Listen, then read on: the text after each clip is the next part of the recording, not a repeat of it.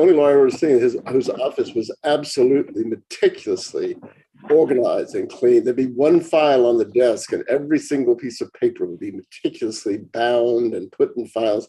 It's got to be a genetic basis for this. I could never achieve this. Germans are famous for their organization. I always liked Sam's background. I liked the law office background with all the papers and files. I thought it looked good. Well, I'm glad somebody likes it. You should look into getting a tropical background, or maybe, you know, a view from the Eiffel Tower or something. It might be a little more welcoming. You've got a very like Big Brother 1984 style background. You know, my theory is that our role model is Russia in 1917. That's the template for our future, not other templates that other people. I always tell them I'm a moderate. I'm not with that group that you despise. I'm with the group that we fought the war as allies. All those nice people like Stalin and Lenin. That's the kind of thing I'd run. Oh, is that what this background symbolizes then? Well, not really. It's not really red. I picked it up. My geek was here, and he was helping me, and he showed me a bunch of backgrounds. I didn't really much care for any of them. Well, this one at least looks kind of maroon, and I generally like to wear maroon clothes. That's what makes it scary, to tell you the truth. Yeah, you look like you're from the 1950s outer space movie from Mars. Come in, Earth. Come in, Earth. Hear me, Earthlings. Well, I think that Miss Rivas has joined us, hasn't she? Yes, she has. Because basically, I mean, our topic tonight is reviewing basically Southern genocide and how it all got started. And since you know, Jessica is one of the people who's apparently heavily targeted for extinction, I thought it was good to have her here. Now, Jessica, you and Jason know each other, obviously, right? Oh yeah. Oh yeah, we go back a ways now. Yeah. Before the rally, at least. Oh heck yeah. Yeah, we was there when Corey Stewart was talking. Remember when he was advocating against old Bellamy? Yeah, those were good days. Yeah. So you're talking about the Virginia senatorial race of like 2016 or something? Yeah, there was a pro-Confederate candidate that was running for governor and then for senator. He lost both races, but you know, I mean, he had good messaging, and he won the Republican primary in his race for what was it? I guess both the governor and the Senate race. But the second campaign that he ran, the Confederate issue was much more in the forefront because that was after the rally had taken place, and he still managed to get the Republican nomination. So that was pretty impressive. Hey, Paul. Hi. You're all here. Good. The heptarchy is complete, I think. Hang on. I just want to say, Charles, I remember when we met Jason, it was before those rallies, and we did a show or two, and Jason was on. He and Aviali and some other people were talking about potentially organizing a rally, and then like 2 months later, Jason was the most famous person on the news. You know, do you remember that? Yes, I do. I mean, yeah, it's kind of bizarre the way things have all worked out. But anyhow, Sam, I want you to start tonight because we started this topic on Saturday, and you couldn't be here on Saturday, and so you're really doing exactly what Bill said.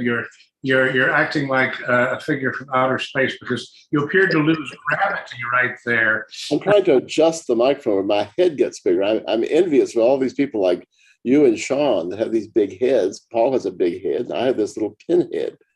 So wait, you know what? Like environmental engineering to increase the size of my head. Click. I can tell you to do that. Click on the camera icon. Yeah. There's a little up arrow. If you click on that up arrow and then click on video settings. I'll do it later. I don't want to fiddle with it now. Okay. I'll just do this. Well, anyhow, you said you had a special theory about what had happened with the Confederate monuments, and I want you to introduce us to that. Well, it may upset Ms. Rivas. It may upset a lot of people, but I'm talking here under the assumption that we're talking among what they call the cognoscenti, the inside crowd who think more radical thoughts than the average Southerner. But I think back to when I was in college. I was in college at the height of the New Left hysteria, and lots of people in my law school class were in the law students wing of the SDS, which is called LISCRIC, and I think probably 2/3 of the class were in that. It was a very radical time, and they used the term consciousness raising issue. Do you remember that, Charles? A consciousness raising issue? I remember that, yes. Well, the flag, the Confederate flag and the Confederate monuments could have been a consciousness raising issue. They could have raised the consciousness of Caucasian Americans at large and Southern Caucasians or whites specifically about the realities of race and how the other groups that are contending with us for mastery of this turf are organized and aggressive. But instead, remarkably, unexpectedly, this effort to save the monuments was seized by people who were opposed to race, very weak people, very weak-minded, poorly educated, accommodationists. And their only goal was to preserve the monument. And if they had to denature the monuments, that was all right with them. I hate to revert to my fanatical French Huguenot, Scottish Presbyterian background, but they really reduced the statues to idols. So long as the idol was there, that's all they wanted was the idol. And they created this myth of a rainbow confederacy. It was inclusive and it had large numbers of blacks that fought in the Confederate Army, which is absolutely untrue, just ludicrously untrue. That the South never seceded because of slavery or race. That was never the issue. There was always states' rights, which is an absurd position anyway, because why fight a civil war to test a constitutional issue? But anyway, they seized control, and they've never lost control. There are a few groups like the League of the South that Ms. Rivas is associated with that have dealt now with the issues of race, but by and large, they have bought into this idea that if our ancestors had really cared about white Southerners, they would be evil and wicked people. Now, that's really their message. Well, how dare you say that Robert E. Lee cared about race? He cared nothing about race. Well, so it really became, instead of a consciousness raising issue, it became a devastatingly bad issue in which people who were wearing little Confederate flag lapel pins were basically taking the same position as Hillary Clinton, that any white person that stands up for the race is a bad person. And our ancestors would never have been such filthy, dirty people as to have cared for the survival of European civilization and the race that built it. Well, now, So Sam, it's actually been very harmful to us. yeah. Now, Sam, didn't the previous generation, wasn't that the one that erected many of these statues? I think They were arrested about 3 generations ago. Most of them were erected in the 1870s and 1880s. Well, I'm saying one generation previous to what you were talking about when you were in college. No, two generations at least. Okay, and at the time those were erected, had this noxious view already taken hold, and they were installed with the purpose of trying to de-racify the South, or were they put up for racial consciousness purposes? I will answer that because a large part of my family was from Dallas, Texas, which is where one of the latest monuments was erected in the 1930s, dedicated by Franklin D. Roosevelt. Now, Franklin D. Roosevelt, in his dedication of the Dallas Monument, he may have said a few fascinating things, like in the sense that he was praising Robert E. Lee as a nobleman. We have his speech from, I think it was 36 or 38, I forget. And he was there with the purpose of the people in Dallas in erecting that monument was absolutely to reinforce the concept of white supremacy in Texas. There is absolutely no doubt about it that the people of Dallas were very dedicated to not just segregation, but to absolute hierarchy in which the white people were the rulers of the United States. And so, I mean, this was the conundrum of the 1930s, that you had socialists at the top, Northern socialists, taking over the country, but they couldn't do it without the Southerners. The Democratic Party of the New Deal included anomalies like Theodore Bilbo, basically carrying every major bill of Roosevelt's New Deal and making sure that the Southern whites supported it. There would have been no New Deal. There would be no welfare state if the Southern whites had not endorsed it. And, you know, ironically enough, if Louisiana's Huey Pierce Long had been able to survive and potentially come to power, we would have been a national socialist state, expressly. And so, I mean, the history of the Shreveport Monument is parallel. Shreveport was another late arrival of the period that Bill is talking about. And between Shreveport and Dallas, there's just no way. No way that those people were in any sense deracinated. Well, Charles, there'd be no anybody that looks at the record knows that race was the primary driving force. Even Southerners who were against slavery, as some of my ancestors were, some were slaveholders, some were against slavery. They did not want an abolitionist program to unleash the blacks in South Carolina. And when you read the records, the secessionist conventions passed resolutions and why they were seceding, and they're all about race. Hardly anything else is mentioned, but they were terrified of people like John Brown, who had tried to set off a slave insurrection in the South. He and his supporters, who included half of the elected Republican officials in the North, their solution to this problem was to arm the slaves and have a slave revolution like in Haiti and kill the white people. That's what John Brown wanted to do. He was a real sicko like Robespierre or Stalin, and that's what he wanted. And so that's what they talked about.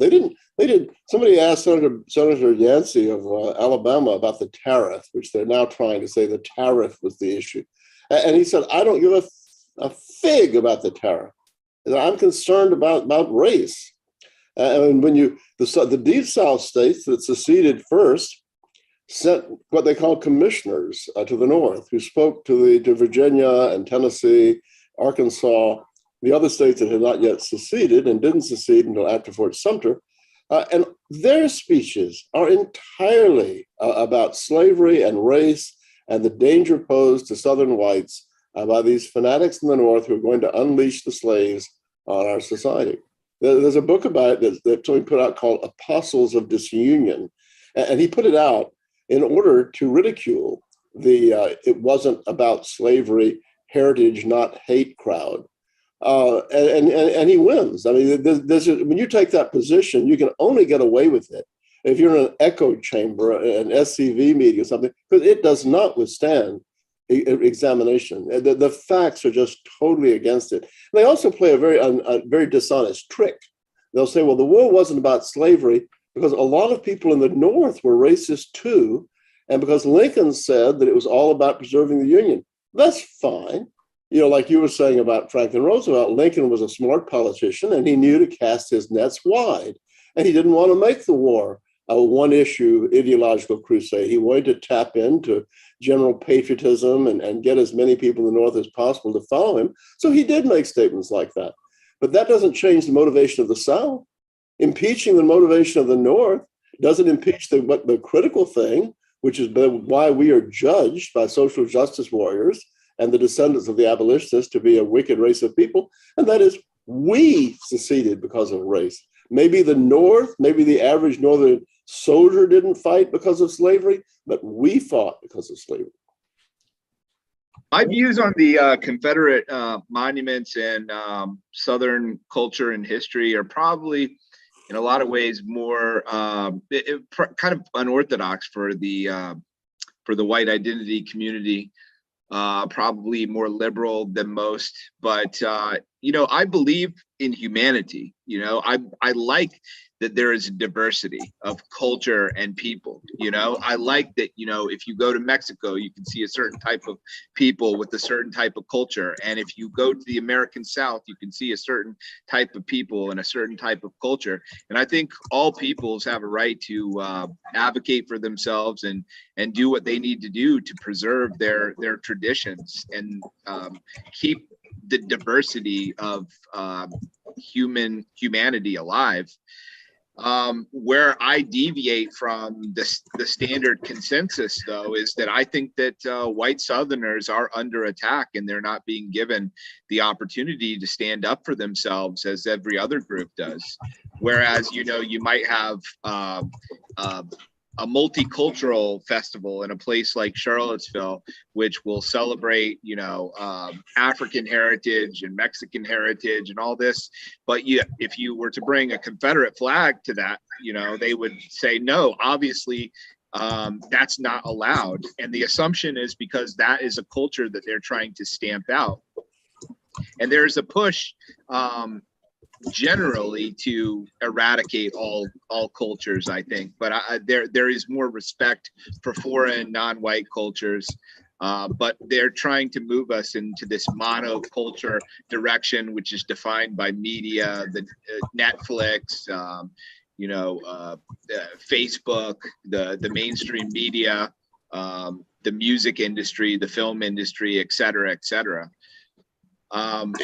The pride in your own culture and race really scares the globalists, because it makes you less, well, it gives you a priority, another priority, rather than the advancement of humanity or saving the planet from global warming.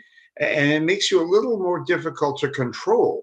And that just drives them bananas. Now, that's particularly so of people who are proud of either their own white ethnic culture or their own or European culture in general. They are less intolerant of Black pride and Filipino pride and so on. But that they know your grounding as a person in your people. Gives you an identity, and the new man or woman that they're looking for is basically an androgynous cipher, which can be manipulated by whatever propaganda serves their interests at any given time. There was what Sam was saying, though, about the fear of a slave rebellion. There was a book, I think it was written by Lothrop Stoddard, about the slave uprising in what he called San Domingo, but basically it was Haiti, and that's really that was only 70 years before the War of Yankee Aggression, and this hung heavily over the thinking of Southerners, because the savages massacred about 25,000 of my French ancestors, and this in Haiti, and of course the place has been beyond a basket case ever since. But that fear, especially in areas where whites might be a minority, that was very, very real. Well, the problem that we have, but I would say that that Comrade Kessler is a deviationist. We may have to have the the party committee expel the petty bourgeois deviationist Kessler. No, Well, actually, I think these groups that are pushing to destroy our culture, take down the Confederate monuments, they're absolutely right. They are fighting for their own people. And I want my people. I don't want diversity. I want my people to have a homeland. And if you're going to have an identity requires that you exclude people that don't meet the requirements for that identity. Sam, I'm not talking about diversity. My problem is not with people like Stacey Abrams. My problem is with people like our governor, Brian Kemp, and our attorney general, Chris Carr, who are traitors to their race, who are basically sociopathic. Stacey Abrams is a much more admirable person to me than Governor Kemp or of Chris Carr. When the election comes around, if Kemp is the nominee, I will vote for her. And I'm encouraging all of my friends to vote for her to get rid of Kemp. Sam, I'm not talking about diversity in the way that it's normally talked about in American politics. I'm talking about it globally. Like, it's good that there are people all over the world who have different cultures. I'm not advocating that we should bring them all here and it should all. I know that. I was just teasing you. I was just teasing you. In any event, I think that the rub that we're encountering, the challenge that we have of the white race, is that our white pride, by its very nature, means a displacement of other peoples. We currently live in a society where the displacement of white people has been ongoing for my entire lifetime, and that is an acceptable transition. But for us to push back and say we want our own culture, we want our own heritage, that challenges every other group and race and people. And so they marshal themselves against us, along with the white people who don't want to be labeled as racist. But the Filipino pride, as Paul was talking about, or other races' pride, even though that will act to displace the white people in Westminster, California, for example, because the Vietnamese come in, but that is all right because that has been an acceptable arrangement for the last 60, 70 years. So as we promote our own pride, that as its very nature means the displacement of these other peoples. So we have to bring to the white people's consciousness and other people's consciousness that is an acceptable approach. We need our own countries. And I obviously thought that the Confederate monument issue was an incredibly important symbolic rallying cry for white identity, particularly for the white Southern ethnicity, which I felt was particularly under attack. And I think that there's a value even for the people who are standing up for the Confederate monuments that were afraid to have the tough racial conversations. Because first of all, I think that deep down they know what's going on, and you could probably pull them to the side and have a honest, heart-to-heart conversation about that. But also, I think that there's a value in imagery as well. So if some people are comfortable speaking directly about the white racial issues and how that is why these monuments are under attack, and some aren't, the collective success still has a value. If you can keep a monument like that up there, it allows young white men and women to be connected to their history, to see that we were a people who populated this earth, to take pride in those things. Hollywood knows that there's a symbolic value, even when you don't come out and say why you're showing someone something. Like a recent thing that they've been doing is taking comic book characters that are traditionally white and making them black. So like they took Mary Jane, who is Spider-Man's girlfriend, and typically she's like a white ginger, and they made her like a black mulatto woman. Then they took Catwoman recently and they made her a black mulatto woman. So you can see, even though they're not coming out and making a movie about white guys dating black women, they're putting a symbolic thing out there that, like, look, this is a cool thing to be into if you're a young white guy. And similarly, if that statue is up there for whatever the reason that the political forces allowed it to happen, people are going to think, they're going to remember that we were a people who populated this land and the consequences of why we are in decline. I don't think they will remember. I think it's the very slogan, heritage, not hate, is an assault upon us. It means that those of us who want our own ethnic country, those of us who have the normal desire that all peoples have for their own home, like a father and a mother, they want their own home. They don't want to live in a barracks with other families. It's sending the message that that's hate. This is just heritage. This is just some old corpse that's rotting in the grave. I told Jessica in an email earlier, a day or so ago, that the League of the South is the only organization I know of in the South that talks about the future of the South. I know all kinds of people talk about heritage and the past and preserving the monuments. And you see this in many ways among white people. You have societies to preserve Victorian houses and all this kind of stuff. The past is important, but the present is more important, and the future is even more important than the present. And we need to think about the future. There is no solution to this race problem without separation. Total separation. That is the only solution to the race problem. And we need to give people a program.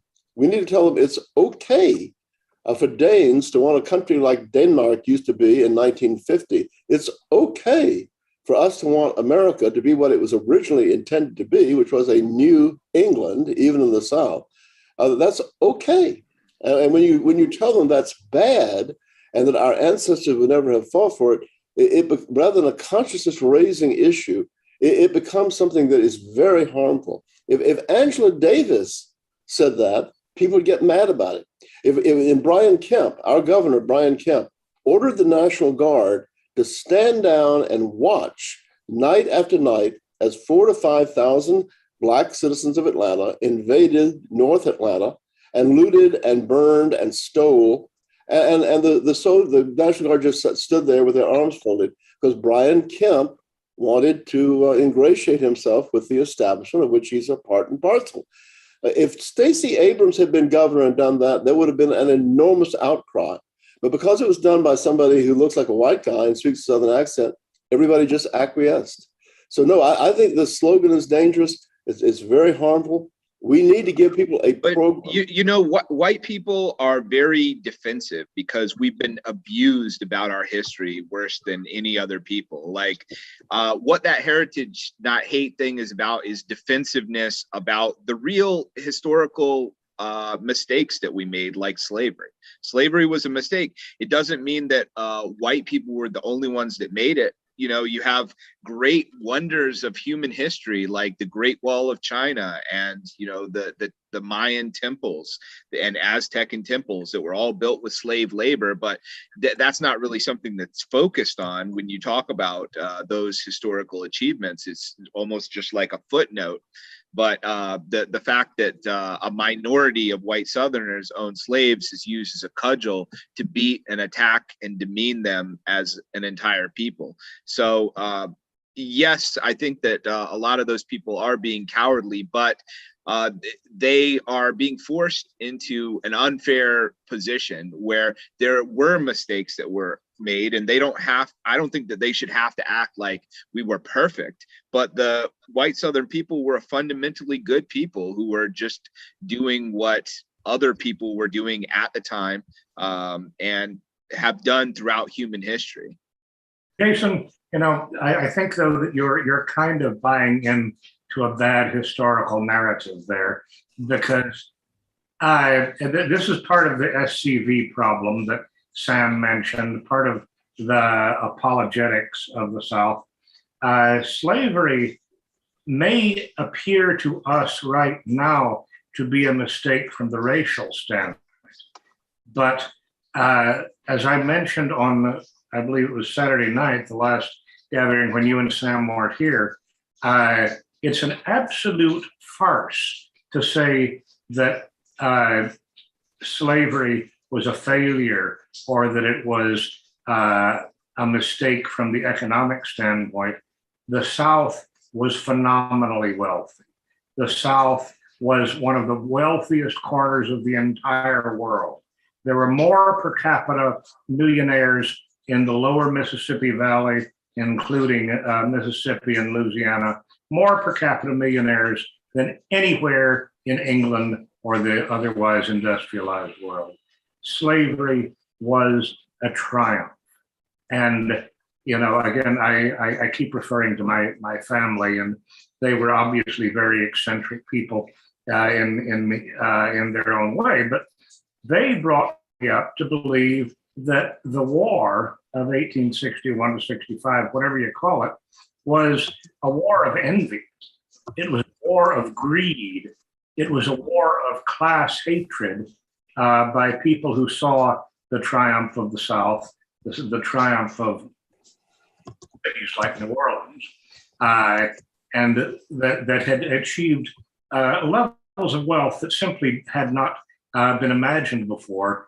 And so there's this myth you hear at SCV meetings periodically about how slavery was on the way out. Well, no, slavery was at its apogee. The South was at its pinnacle in the 1840s and 50s, right before the war. You look around New Orleans, most of the antebellum houses in New Orleans or in Galveston, Texas, or in Natchez were built in the 1840s and 50s. You don't have a situation where right after the Louisiana Purchase, for instance, that was not the golden age. That was the beginning of the golden age, and the arrow was straight up. I mean, we can't go around apologizing for slavery and maintain our narrative about the worthiness of white civilization. I don't think, because if we say that slavery was a mistake in every way, we're basically indicting the culture that really epitomized the American achievement. Sam, would you? Charles, I look at it from a racial perspective. I think we have to live our own ideology. And I think one of the best, most succinct statement about slavery was made by Robert E. Lee at the outbreak of the war in a letter that he sent to one of his sons, who was a Unionist. And he told him, "As for slavery, I have always opposed it as a great evil, primarily an evil for white people." And he went on as a genuine aristocrat, not a plutocrat. This is one of the problems that modern conservatives have. They confuse aristocracy with plutocracy. But as an aristocrat, a genuine nobleman, Lee said he was against it because it put working class Southerners, white Southerners, in competition with slave labor. And it depreciated the public esteem for manual labor. I agree with that completely. I'm not interested in the millionaires who had the slaves. Some of my ancestors were millionaires and had the slaves. I'm not ashamed of them. I think that they were often fine people. But in a sense, they were like the people who had the carpet mills in Dalton, Georgia, who were getting vastly rich by importing a new proletariat of Mexican workers. And I'm interested in race. And I think it was a complete mistake racially. They never should have been here.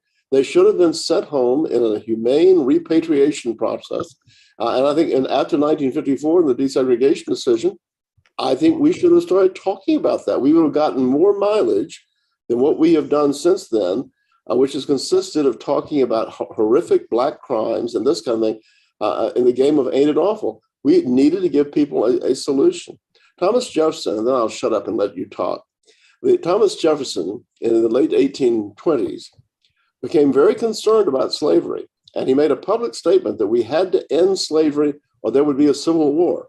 And the only way to end it was to compensate the Southern slave owners who had illegally invested their money to pay the market value of the slaves and to repatriate the slaves to Africa and get them out of America.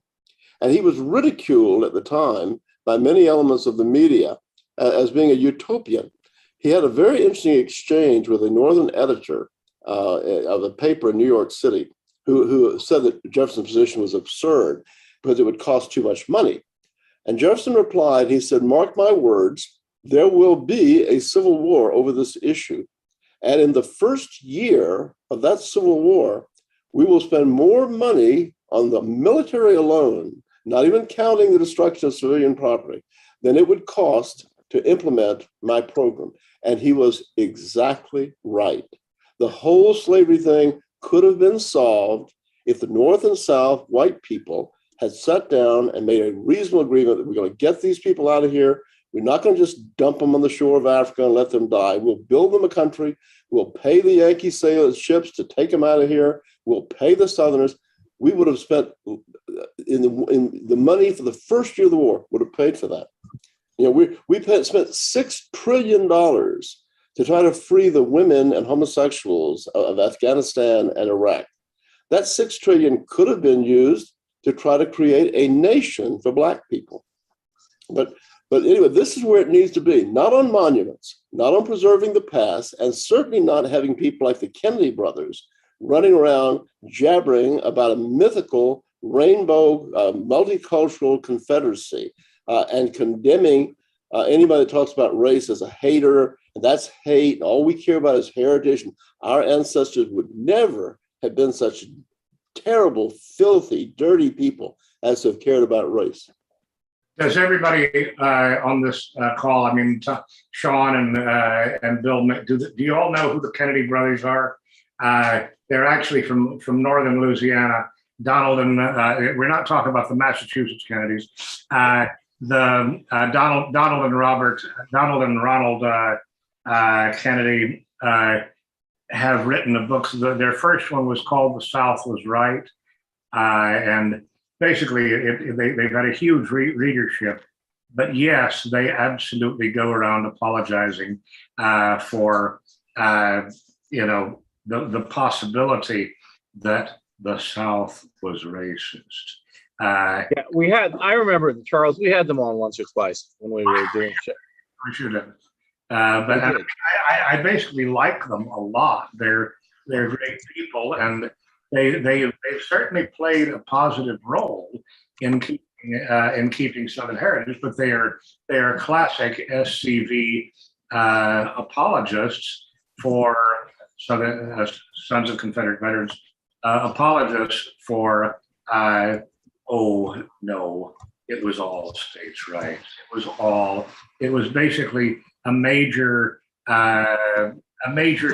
civil rights movement to preserve the Constitution. And I mean, Paul, I'm just curious, you're being very quiet up there, but is there a Canadian equivalent that you can refer to? I mean, Canada's original leaders were very proud of their racial heritage, as I understand it. Yes. I've been listening, and I'm one of those who thinks slavery was on its way out, not for humanitarian reasons, but for economic reasons. But with mechanization of agriculture, slave owning would become uneconomical. And I think the last slave owning area in the New World was Brazil, which eradicated it for economic reasons in 1888. I had it's not slavery exactly, but I had a very, very enlightening experience when I was in South Africa. I've been there a few times, but I was there before the debacle. I was back there in 1987. And what impressed or depressed me was the dependency of whites on Black labor. And that was not the vision of Hendrik Verwoerd when he created apartheid. Apartheid meant separateness, but the whites were addicted to cheap labor. It wasn't slavery, but cheap labor, and we have to get beyond that. Otherwise, you won't have separation. This was driven home to me by the government appointed a tourist guide for me when I was in the Pretoria area. And she even invited me to her home. She had a nice, modest townhouse. And She lived on her own, and she'd be what I would call middle class, or maybe upper lower middle class. Just to kind of situate her financially. But she had 3 black servants. She had a garden boy. She had a postage size, stamp size garden. I said, well, what does he do? Well, he cuts the grass. I thought, what, with scissors? And does a bit, keeps the flowers going and so on. But he lives at the back. And she had a cook. So she had a cook that cooked her breakfast, I guess made her a lunch, and cooked her supper. And then she had another maid who cleaned the place and did general housework. So she was basically employing 3 blacks. And, I mean, I was too polite to comment, but niggling away at the back of my mind was, why don't you do it yourself? I mean, and that dependency on black labor, that meant they're in there, they're up close and personal. Those blacks would know an awful lot about her. And I think that's dangerous. I believe in apartheid, but apartheid the way Henry Griffith conceived it. Well, I think this dependency goes in the other direction in spades. I mean, you've got all the blacks depend upon their livelihood from the white people. And that came home to me in the 1980s, before the internet. I toured the nation with a black nationalist. His name was Robert Brock. And he said the same things that Sam Dixon and some of the rest of you were talking about, but presenting it from a black perspective. He loved the Bilbo Bill, and he loved Marcus Garvey, and he wanted all the blacks to go back to Africa. And he said all the right things, but then he kept pushing me to support him and all this kind of stuff. He started a little store in South Central LA that all the blacks would come in and take from him. So he'd have to keep restocking his shop with money from me. And I realized he was just scamming off the white people. And the blacks that scam off of white nationalists are really the lowest of the low, because the white nationalists don't have any money to give anybody.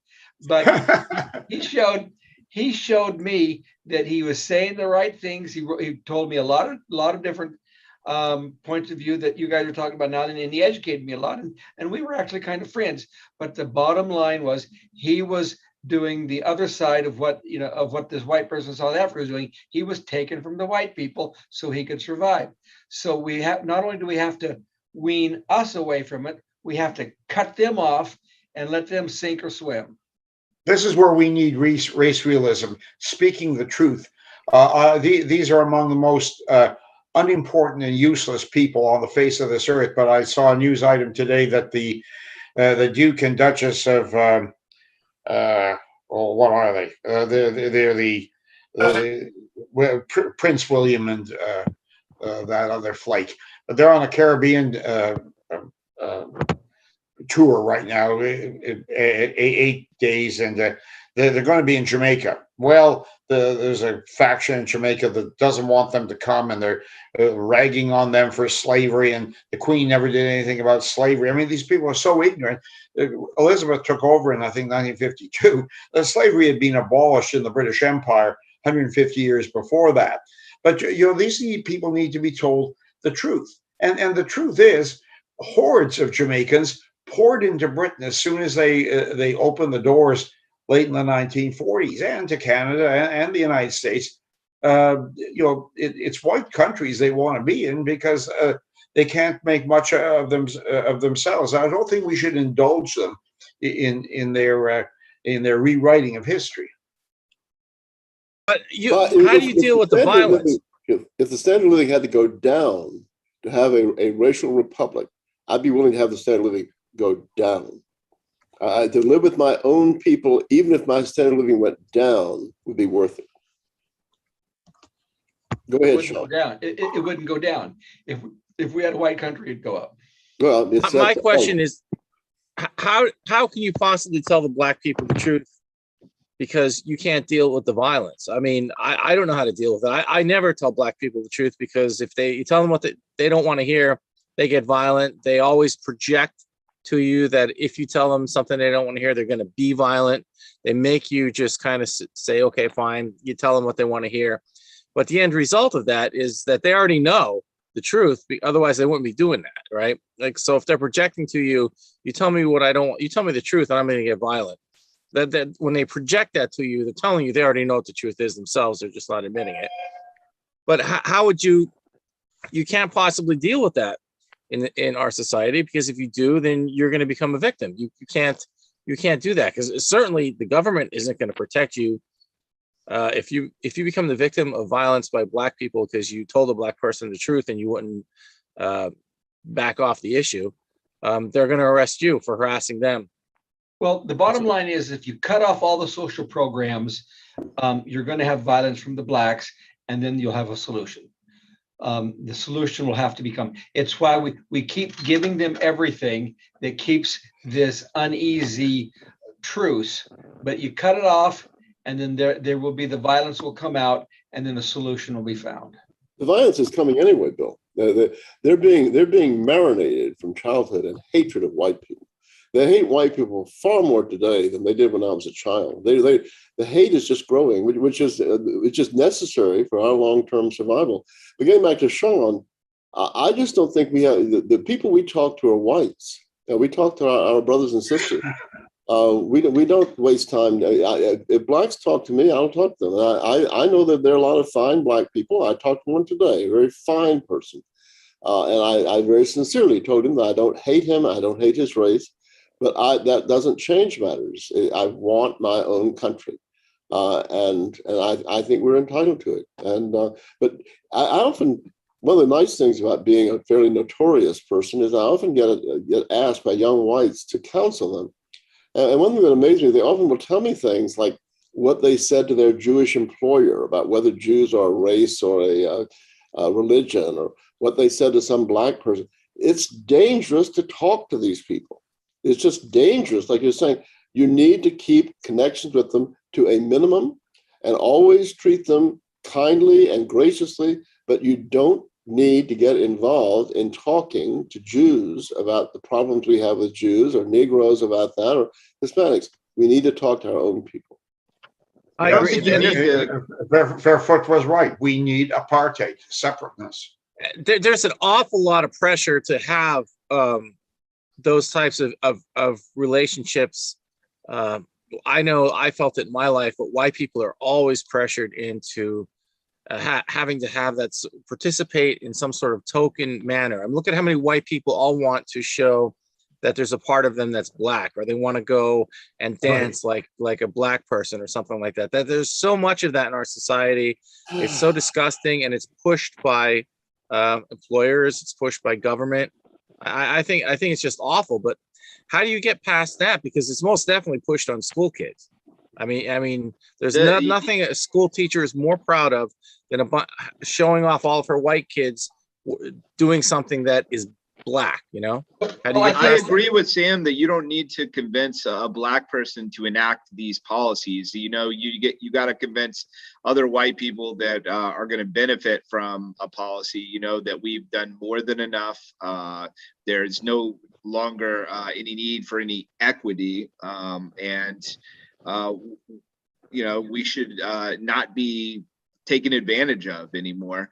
And then how they react to that is, you know, how they react to that. But primarily, we've got to toughen white people up a little bit. And I'm of the mind, you know, like I said, that I think when we look at the future of the human race, we want to learn from our mistakes, and we do want to have a more perfect, peaceable world where all people are able to fulfill themselves to the best of their ability. But in the case of white people, we have very specific challenges that no other group has, because we're just under assault from the media and from the education system and everybody else browbeating us. And it's tough because we don't want to feel like we're the bad guys. And so we back down and we back down and we back down. But we've got to teach one another, even the ones of us who aren't tough, the ones who are kind-hearted and care about Black people and other folks, is that, look, sometimes the best thing for all parties involved is to just let people take care of themselves and forge their own path. Let us forge our own path. But we have to stand up for ourselves, because we are the ones that are in danger of losing everything right now. Right, but see, what you're talking about is, I don't mean to usurp the role of our moderator, Charles, but the studies have shown that the average woman talks 3.5 times as much as the average man. But we've had Jessica here who has not said one word. I appreciate her traditional role, but maybe at some point she would be allowed to say something. Yes, let me jump in on that. So first of all, thank you, Sam. But what people don't realize, most whites, all the heritage not hate type, like you're talking about, the SEV type, people don't understand what this is a domination. In the end, it's an end result. These people hate us. That's obvious, and I mean, I know I'm going to step on toes about that, but the thing is, I mean, it is, when it comes down to human nature, the whole fact of, is your race going to survive, or they're going to survive their race? So at what point do you start fighting back? You can be the nice person. I mean, yeah, you can be nice to these people, but how much do we have to be nice? I mean, to the point where we just completely just delete our own race being nice. And then another thing, we're talking about slavery in the United States. What about where slavery spawned from? I mean, when the tribes dominated the other tribes, where do you think eunuchs came from? From other tribes where they were essentially altering the males of the other tribes that lost and taking. Aren't you describing our leadership today? But and then of course, when someone comes to you and says, well, I'm a descendant of a slave. Okay, so I got two questions. Are you a descendant of a slave, or a descendant of a slave owner or trader? Because back in the day, you did not see Anglo-Saxon, you didn't see white people going in those tribes and dominating those tribes. You see black tribes going and dominating. They were slaves well before they ever came to the United States. And technically, the way I see it, if people agree with me or not, I mean, we actually did them a hell of a favor, because right now you think of all the death. I mean, even today, I mean, you look in Africa now, there's still slavery going on, and then like Saudi Arabia and stuff like that.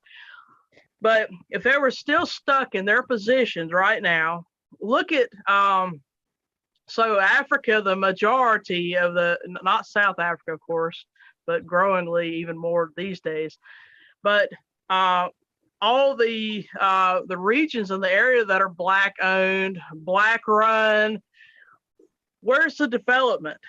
There isn't any. Generally, the only development of Africa is through white people. So without us, where would they be? So I'm not really saying that slavery was a bad thing. And the thing is, yeah, there's heritage, not hate. They're really afraid to say that, because a large majority of them are 501c3. And if they say, well, we're not part of the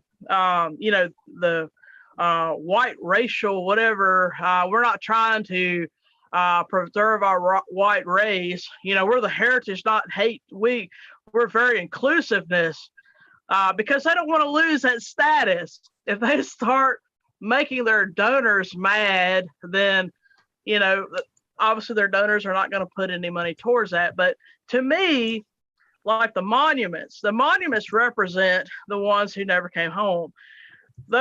And so, you might have your plantation owners who did have slaves, but what about the small farmer, who was working their own fields and stuff like that? And here comes this mercenary military coming in to destroy everything.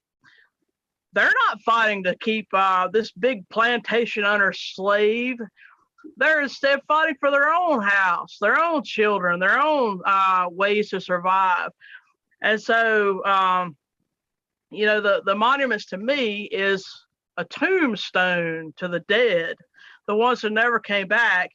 And so if you go in there into a black cemetery and you start pouncing all over their tombstones and tearing up their property, how would they react to that? But it's okay for us. They can go rip our stuff down. But again, it's essentially a domination theory. It is how they are destroying. I mean, the enemy will destroy, they destroy their enemy basically, and we are the enemy. So people need to wake up and stop being so docile to these people. Again, like I said, you can be nice, but you got to understand when you are the enemy and you are being taken out by the commercials on TV, like y'all said before, and every TV show has got some gay whatever and multiracial, orangutan kids and whatever, zebras, whatever you want to call them, but they're making it out like, hey, this is the coolest thing. Chime in, this is what you need to do as a white man. You need to get your mixed baby or whatever, and you need to get onto this boat. But what we really need to do is we need to start teaching our children how important it is who your ancestors made you. And I think that right there, our children is obviously being taken out right now. They're a commodity. You have all the powers to be. They want to come in and they want to turn your children against you.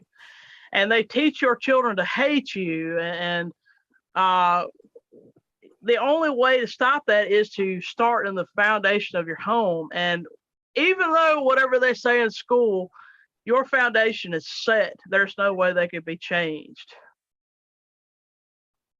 That's why it's very important where you can to homeschool.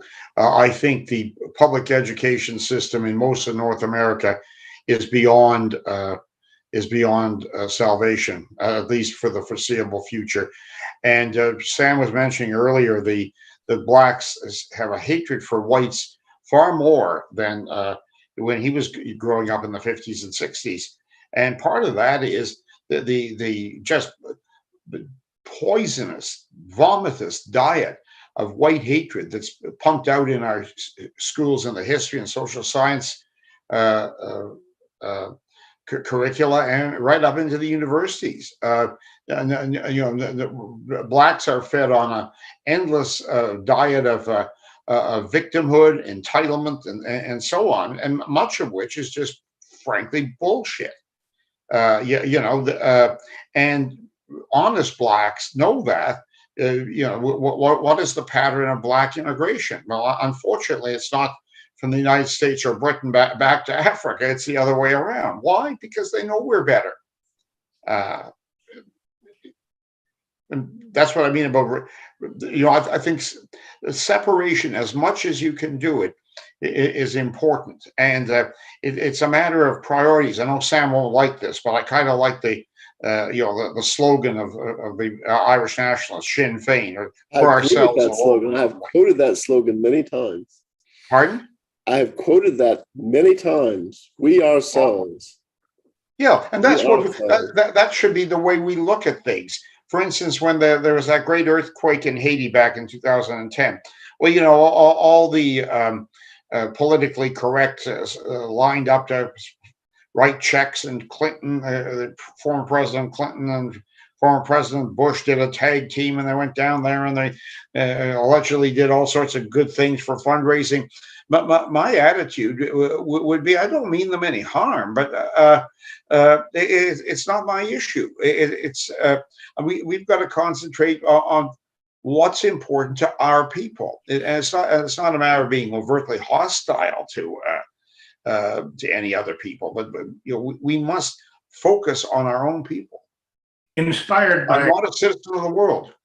Inspired by Bill Johnson, I've been thinking a lot about Haiti over the past couple of years, and I actually have a friend in the Dominican Republic, and his idea is breathtakingly simple. The best thing we could do for Haiti is basically to buy them out, to give them like five times the Haitian price for their land and property, and ship them off, preferably back to Africa. It is the poorest country in the New World. Nobody can argue that.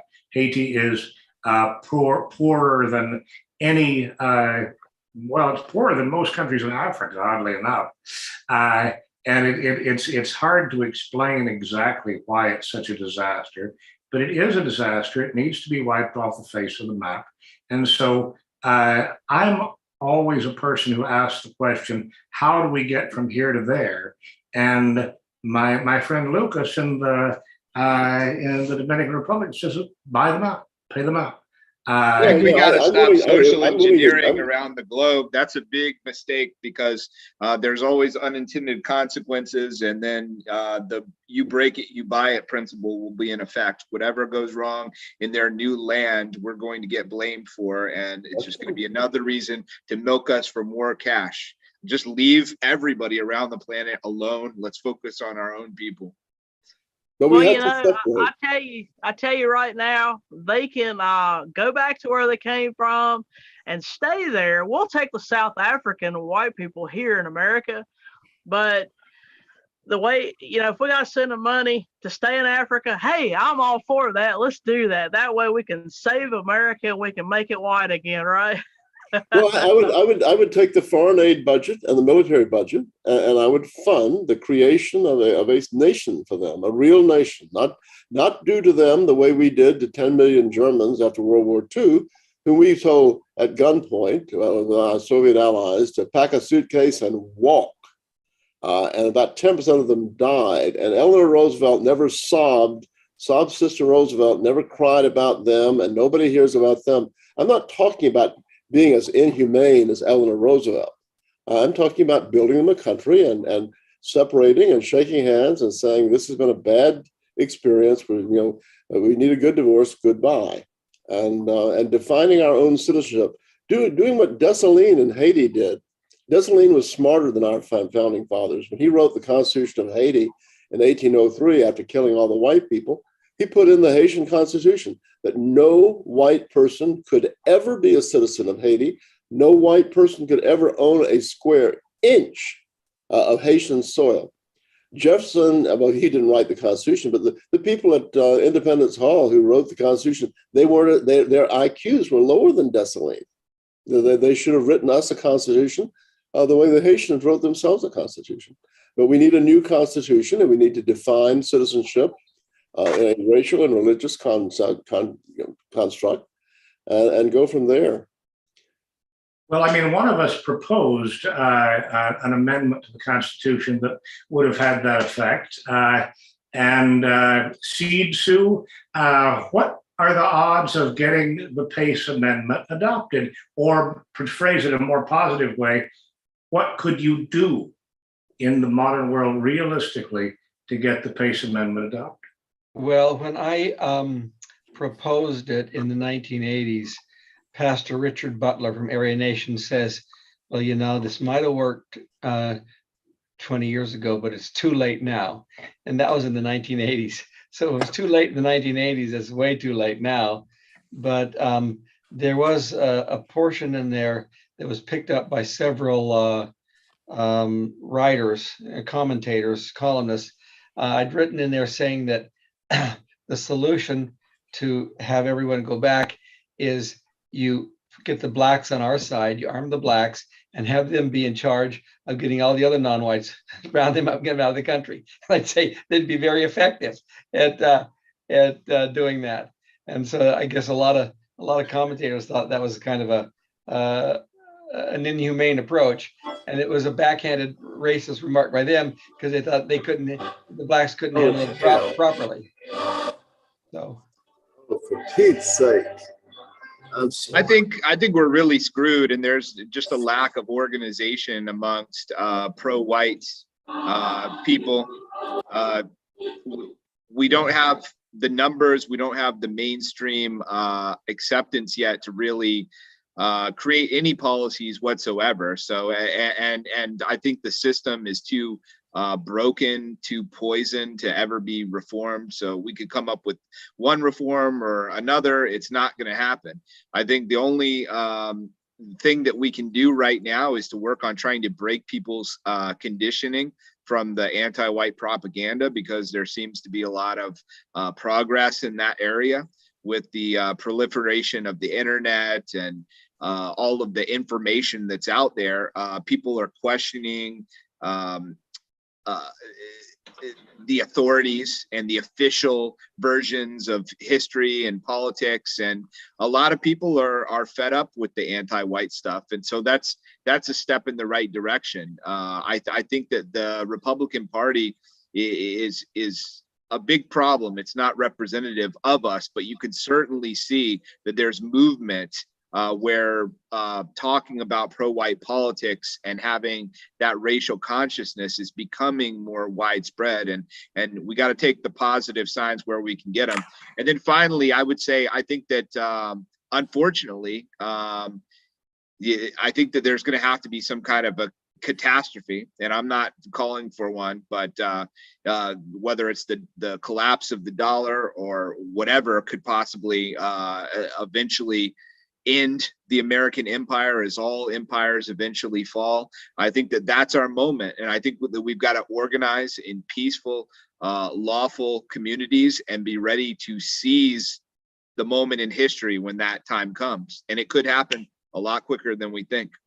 I agree with I think you're right. what you say, but I also agree with Sam that it's really important to offer people a vision. Not that is something that will occur next week or next year, but what is our long range goal? And the idea of a state for ourselves, for us. That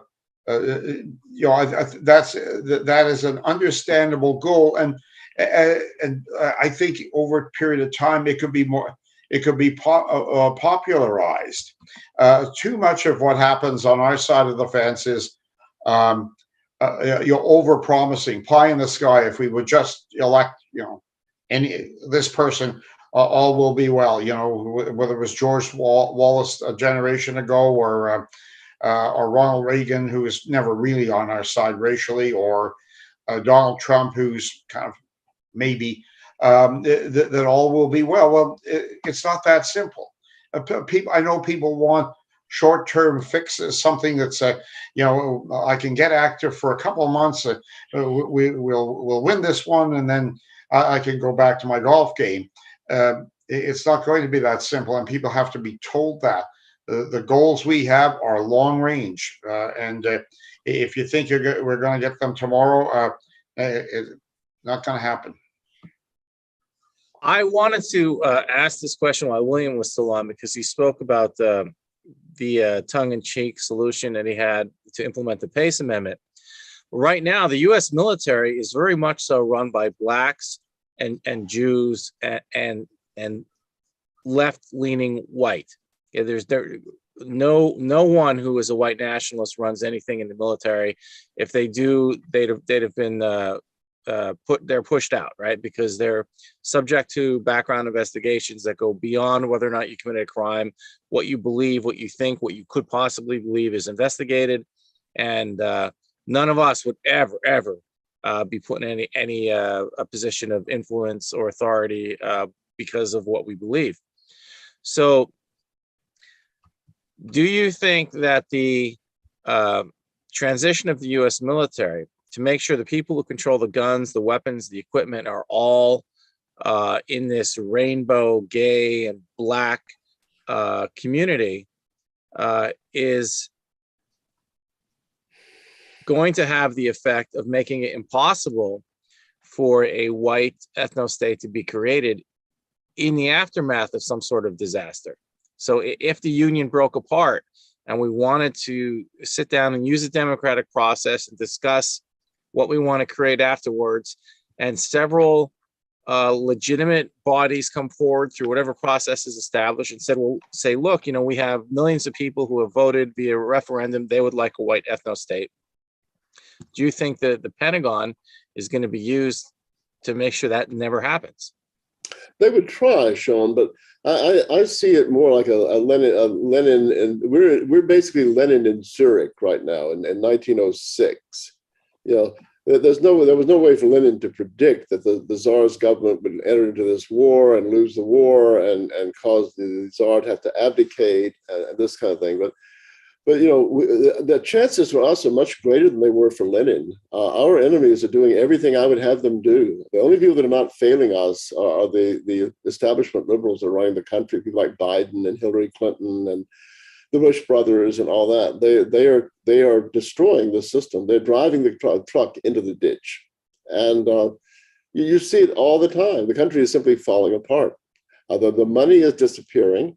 And I think eventually this sanctions thing with Russia will show just what an empty threat America is. America doesn't manufacture anything. All we do is count money in the counting houses in New York. And Russia may come out ahead. They'll become more like an autarky and produce all their own stuff. But when the money runs out, America is just going to disintegrate. The only thing that binds Americans together is money. Americans all hate each other at heart. All the lovey-dovey, we love everybody and stuff. No. Virtually everybody in America dislikes everybody else. And when the money is gone, it'll be like Yugoslavia. Once the control of the Communist Party was broken in Yugoslavia, all the hatred came to the fore. And the more diverse it was, the more violent the hatred. You know, Bosnia-Herzegovina went through what it went through because they were the most diverse part of the country. We have diversity all over America, and it's going to create just chaos. And we don't know how it will go. But one thing we do know is that we have to have a plan. We need to have people that are very dedicated, that are willing to suffer, that are willing to take radical acts. As I said in an address to Jessica's organization a few months ago, if there is a civil war, and we're not planning one, Lenin didn't plan a civil war. It just fell into his lap due to the incompetence of the provisional government and the Tsar. But if it comes, this time we have to be sure that they have the Jefferson Davis and we have the Lincoln. We have got to have people who will take radical measures for the salvation of our race. The goody-goody stuff, the half measures, all that will not work. We have to have people that will really do what needs to be done. And our model, I think, is Russia in 1917.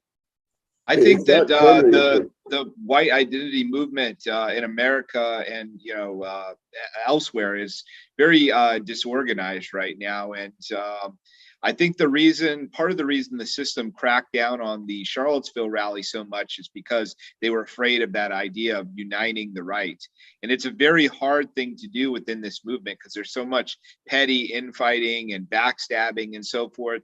But I really think that some of the folks who are elder statesmen and have an ability to reach across different groups, because there are so many fractured groups that essentially believe the same thing. And if they were able to unite to pool their resources in certain select projects where they have common interests, I think they would be much, much more powerful than they are now. The crackdown after Charlottesville illustrated the blind fear of the ruling elites, of the awakening of this creature of white pride. If this ever began to catch on, once we have white power, white pride, we would have white power, and once we have white power, we'll have white unity, and they're through, they're gone. We're not there yet, but the very hints of this, or the stirrings, had them terrified. That's why the tremendous repression right afterwards, people being deplatformed, people being fired, people losing their ability to use visa. And it wasn't just the immediate participants, all sorts of movement groups or revisionist groups. There was a purge, a reign of terror brought down upon us by the elite. The same thing has happened in Canada with the truckers' protests, which was another very interesting populist uprising that completely took the ruling globalist elite by surprise, and they just could not believe the strength and the numbers, and it continues. This is not over, and so they really they went bananas trying to steal people's bank accounts and so on. This is war, but I agree with you, and we're not there yet, but we'll get there.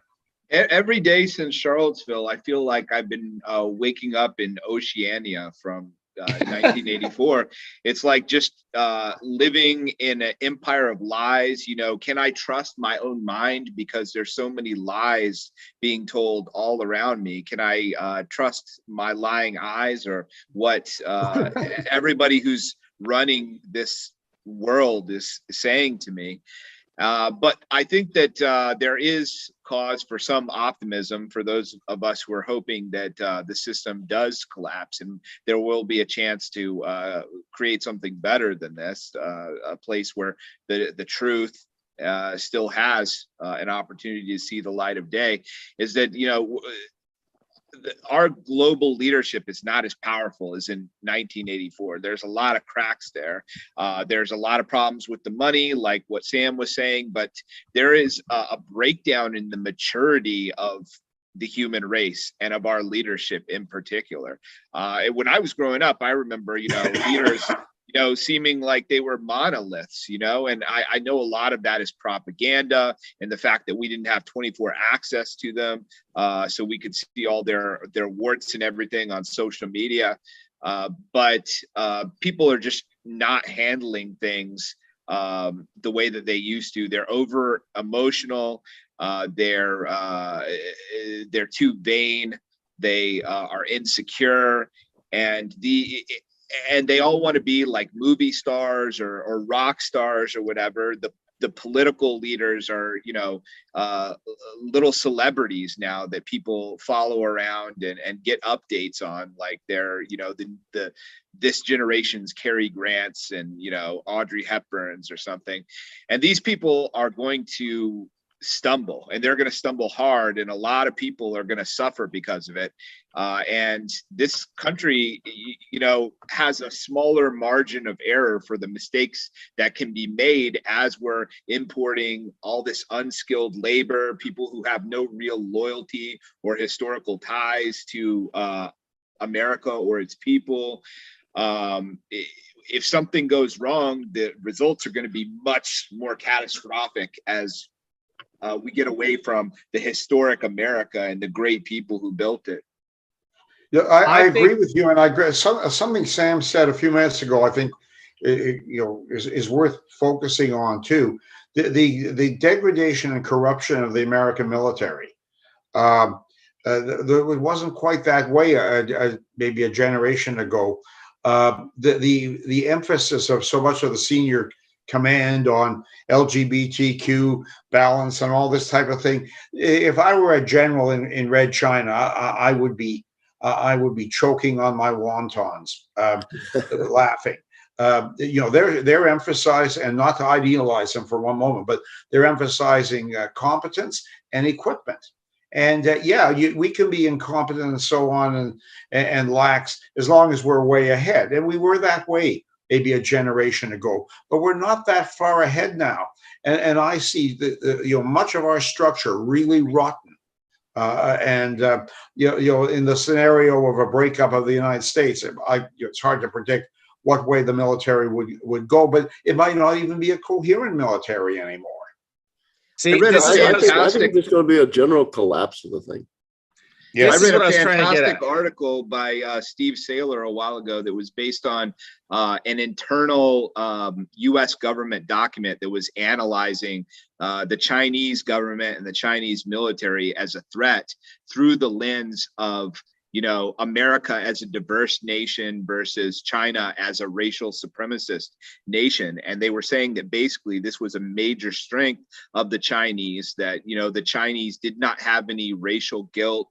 They did not have any compunctions about their identity. They saw themselves as one united people that were marching forward for the good of the Chinese. And they viewed American diversity as a weakness, as a divided people, divisions which could be and will be exploited in the future. And when the conflicts come, it's going to be one united Chinese people against a bunch of scattered, bickering people who hate each other. With hordes of sleepers right here in North America. I know a number of people who were born in China, and I would say the majority of them, and it's hard to talk really frankly, but one I know who's I've cooperated on a couple of projects with this person, and when push comes to shove, she's immensely proud of China. And feels quite loyal to it. One might ask, well, what are you doing over here? But that's powerful. They see themselves as one big family, whereas we're told that diversity is our greatest strength, which is, quite frankly, bullshit. They also are implementing a eugenics program. Theoretically, they're communists, and yet they're introducing a eugenics program, which will greatly strengthen their race, which is already highly intelligent. But all this is good. I mean, America, the system in America has got to go if our race is to survive. And there is no hope of reform through the system. I heard somebody talking about political campaigns. That prospect was over generations ago. Demographically, it's impossible to succeed through political campaigns. The only role model is a breakdown of the system along the lines of what happened in Russia in 1917, and a determined, well thought out, cohesive group of intelligent people ruthlessly grabbing power. That's the only hope for us. And the racial issue doesn't map perfectly onto the communist capitalist dichotomy either. After the Charlottesville event where we got attacked by Antifa, it was a common thing to say the communists, the communists, the communists. But, if you're looking at like Soviet Russia, and their propaganda posters, those were all like strong, powerful Slavic men. They knew who the Russian people were. They didn't have a bunch of black people and like trans and whatever on their propaganda. The people that we refer to as communist here are not really focused on implementing communism as a political system. In fact, they're backed by the most powerful, corporations on the planet. They are concerned about implementing these identity politic issues. And as that government assessment showed, the Chinese government party does not have the same beliefs as what we would call a communist in America. They believe in the superiority of the Han Chinese people and are bent on essentially global domination of a sort. Well, an interesting historical point, Jason, is that actually the original communists in Russia hated Russia. Lenin made the famous statement, "I spit on Russia." He hated Russia. And most of them, as we all know, were not Russians. A huge percentage of them were living in New York City when the Tsar abdicated and were sent on a special boat from New York City to take over the Soviet in Petrograd. The Russia was actually despised for several decades after the revolution. I read an interesting book by a woman called Nina's Journey. She was a Russian living in Ukraine who was about 16, 15 years old when World War II broke out. And she said before the war, nobody was even allowed to say the word Russia or Russian. It was despised. And it was only in the war that that suddenly it became okay to be Russian, and you started having the big blonde Slavic men in the pictures and that kind of thing. They hated Russia the way they hate us. As aliens, they despised Russia, and they wanted to kill the natural leadership of the Russian people, and that's what they did. Within 4 years of the Soviet Revolution, which my Russian tutors said was not a Russian civil war, but was a war of alien conquest. In the 4 years after Lenin seized power, 1 out of every 5 Russian males was dead, and most of them at the hands of the communists. And so they are like the Soviets. They hate white people. They hate the core of America. They hate the English background of America. They want us gone, for their ideological and racial reasons. Well, did you see what Sean wrote in that connection? He's telling us, I think the U.S. military will be ordered to arrest and round up all white racists, and that will ultimately be all white people. Well, you saw that these left-wing leaders, you know, who've been moving towards radical authoritarianism and crackdown on dissent, you know, didn't blink an eye when the great hero President Zelensky of Ukraine banned all the opposition parties and nationalized the media. I don't think that they're shocked by these things anymore. I think that they're getting tired of, you know, play acting the pretense of the liberal democracy. They see victory in sight. They hate the opposition, and they're growing bolder and bolder in the steps they're going to take to crush that opposition. I think another key news item to keep in mind is that, you know, one of the individuals who was charged with multiple felonies related to January 6th was granted asylum as a political dissident in Belarus. Belarus, of course, is the key ally of Russia right now. So it's just something to keep in mind, that there may come a time where we've got to seriously think of ourselves as persecuted political dissidents, and we might have to make that case to a foreign government if we're going to live the rest of our lives with any kind of freedom. Jason, what foreign government? I mean, what foreign government are you going to deal with? I mean, I was, in terms of the Confederate monuments, I was talking about genocide ever since 2013 or 14, that basically there was a genocidal agenda in wiping out the Confederate heritage of New Orleans in particular, because the way I articulated it was the only way you can wipe out the heritage of slavery and the Confederacy in New Orleans is with a couple of atom bombs. That because everything here that attracts tourists, that attracts people to the city, is basically its Southern and Confederate heritage. And if you really want to wipe it out, and wipe out what slave society created, you've got to wipe out the whole city. So I mean, there's that problem. Now, back when the Soviet Union existed, back in the 70s, when I was an undergraduate at Tulane, I remember when Pravda sent a news team to Louisiana to do a special documentary illustrating the nature of inequality and oppression in the United States based on the picture of Louisiana. And I mean, I find it very difficult to believe that Putin is going to come to our rescue. And he's probably, I mean, who else would you be thinking about? I think that just look at the countries that are already accepting Western political dissidents from the United States.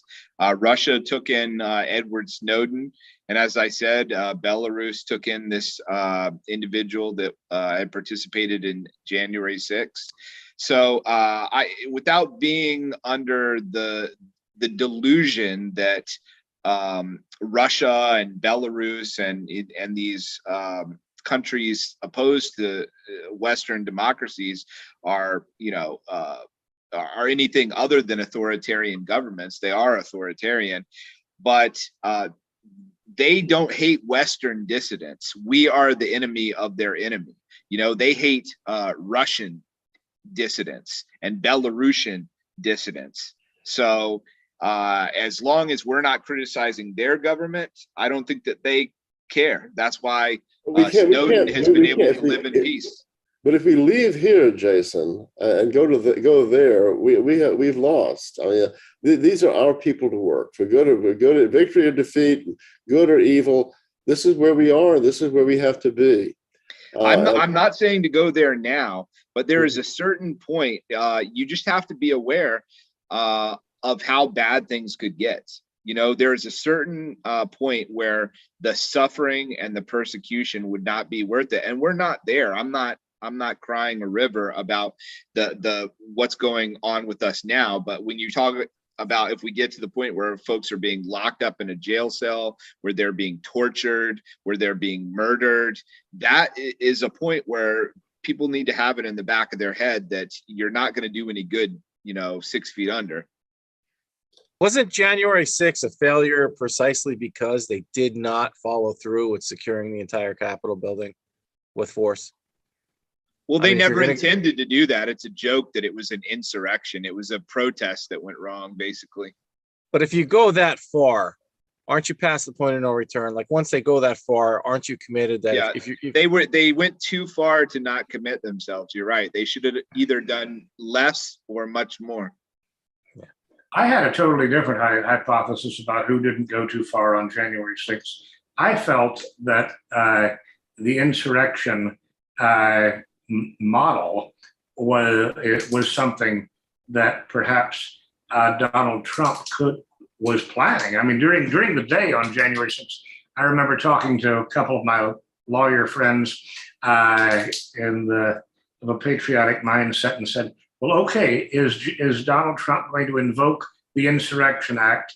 Is he going to, basically seize government, control of the government, and invalidate the election? He had the option, at least theoretically, to do that. And everybody I know who actually looked at the Insurrection Act said yes, construing it literally, he could have used this. And I believed that perhaps until it was obviously he wasn't going to do it, I believed it was kind of a Napoleonic move on his part, and that I can't imagine that. I mean, Trump had to be out of his mind to think he could get away with something like that. I think that the rhetoric that he used, that they now cite as evidence of his criminality, it's taken right from the lips of Martin Luther King and all their other heroes, Angela Davis and the Gloria Steinem. All of them made these statements, fight like hell and stuff like that. It's just an example of what Jason was talking about, that they have now abandoned everything they used to say. And they really are just ruthless people. It's all about what serves them at the moment. National Public Radio this last week has just had its panties in a wad. They were all very upset about Putin interfering with social media and taking people down from social media. National Public Radio was just really upset. And this showed what a bad guy Putin was. He was censoring things. And of course, National Public Radio for the last 4 years has weekly been beating the drum for congressional hearings and all this stuff to shut down hate speech and extremism on the air. They're just total phonies. They have no morals at all, but they always cast themselves in some sort of moralistic garb, just like the America they run. It's always about morality. It's always the great moral America pursuing a moral issue in foreign policy. And of course, it's never like that at all. Pursuing democracy with the help of Saudi Arabia. Oh, give me a break. All this stuff. The sanctity of national boundaries in Ukraine. Really?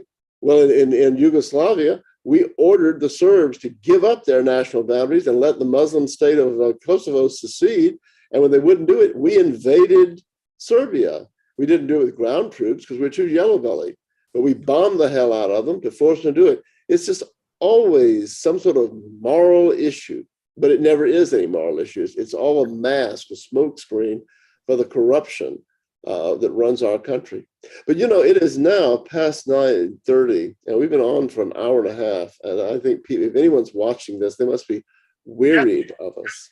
Has been the quietest person. So, Jessica, why don't you give the wrap up here? I mean, the question I'd like to ask you is, does the League of the South have any program or any plan for wrapping any of this up? I mean, what would the League of the South do if it were able to, get Putin's help and take over the country?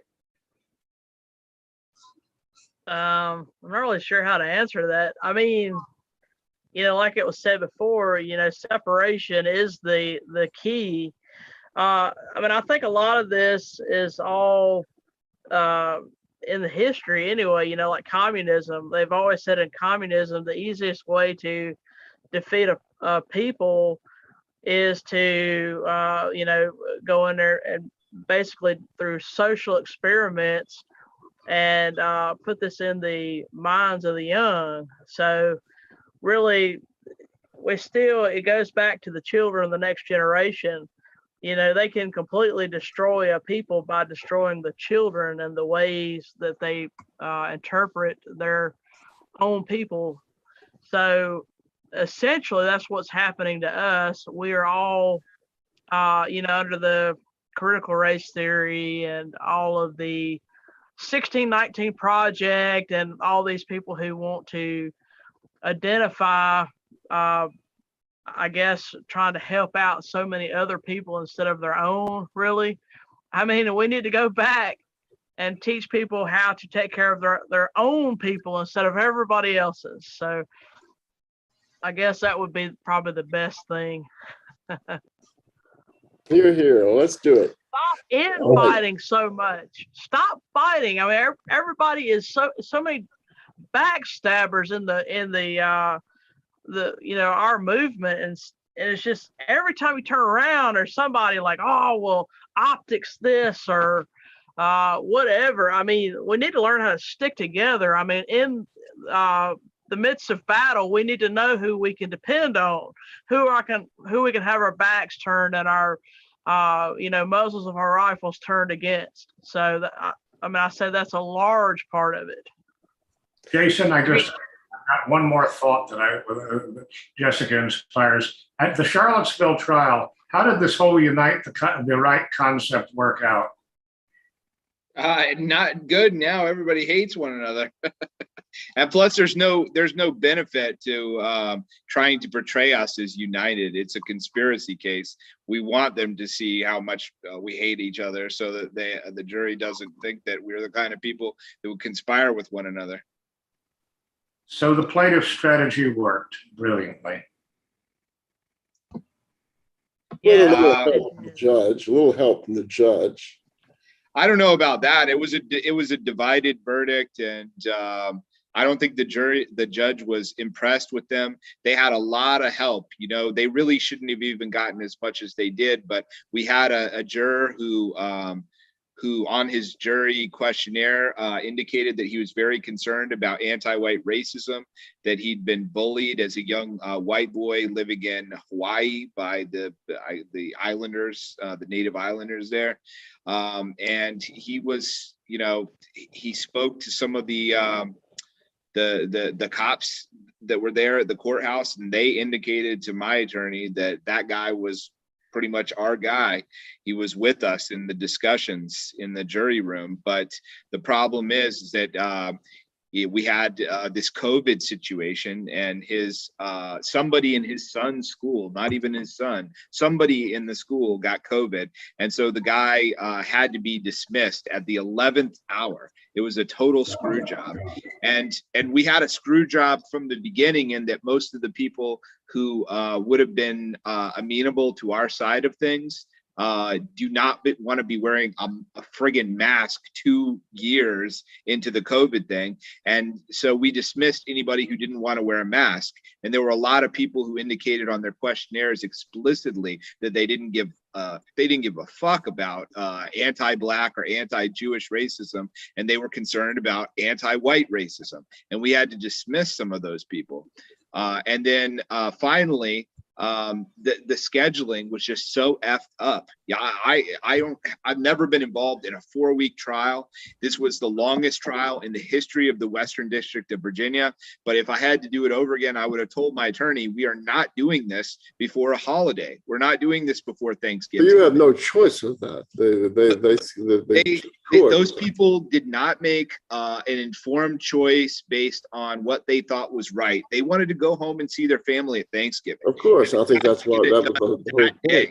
That was the whole point of how it was scheduled, and when they rested, was to put you in the position of being the one to say, no, we want to put on our trial where they would have to go home for their holiday and then come back.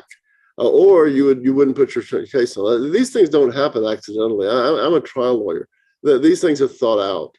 And there's just no justice in the legal system. We need to have another conversation sometime about the American legal system. I've seen it from top to bottom, and I can tell you, it's not a pretty sight. And there's no justice in it. I'm sure Jessica totally disagrees. Yes, I can totally vouch for that. How can it be a jury of your peers when they know absolutely nothing about you and they are totally against you? I mean, same sentiments when my jury was selected. You had people who said, well, if I see that she is not guilty, then I'm going to find her. She's not guilty, I'm going to side with her. And of course, they were dismissed. And there was even a black lady who said, hey, I've been turned around in the judicial system as well. And if I can find a reason why this is being planned to be against her, then I will find her not guilty. And so she was dismissed too, ironically, in a weird sense. She just didn't show up again. But yes, today was supposed to be the day that they would decide my case. And now I must wait 45 to 60 days before. And so that's all it is. It's going to be 2.5 years of essentially hell, basically. And I mean, you are guilty till you're proven innocent. But yeah, the judicial system is a total joke. I understand. It's not funny either. It's not a laughing joke. It's not a laughing joke. It is it's an awful thing. I have seen it from in every way. It's not just when I've represented racial dissidents against the power of the media, of the state and the media. It's in every little cranny. We have just a horrible judicial system. Terrible. But I'm going to go. I've got to go to bed. I'm tired. And so I'm going to say good night to everyone. And I look forward to talking to you again. Thank you so much. Good night, all. Yes, good night, everybody. Good speaking with you. Thank you for joining us. And all right, good night, y'all. We'll re-adjourn and we'll re-adjourn until the weekend, basically. Good night, everybody. Jessica. Right, good night, you all. Hell, Good night. Thank you, Paul. Thank you. Are we still on tomorrow? Yes, we are. I got sort of a personal gathering with you, Bill Johnson, me, and Chris Donovan. And that will be at 8 o'clock. 8 o'clock. Yes, exactly. 8 o'clock. Okay, great. It's our hour. Okay, see you then. Good night, Paul. Thank you.